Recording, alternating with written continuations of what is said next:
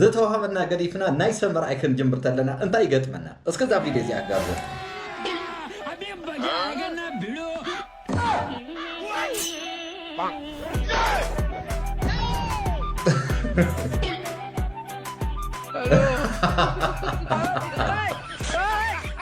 በለው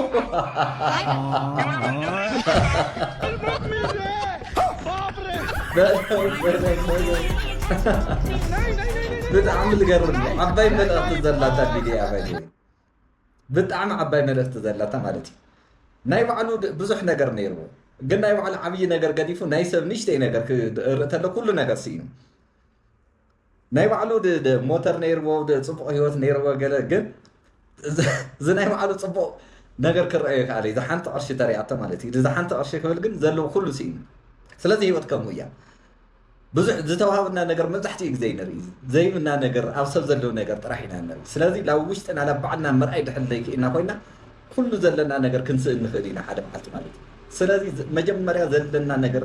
ክንርኢ ክንክእል ኣለና ፖቴንሻልና ዓቕምና ኣብ ውሽጥና ዘሎ ፅቡቕ ነገር ክንርኢ ክንክእል ኣለና ናብና ሰብ ንእሽተይ ነገር እናረአና ናይ ባዕልና ክነጥፍ የብልና ዝብል መልእኽቲ እያ ትብለኒ ብጣዕሚ ትገርም ቪድዮ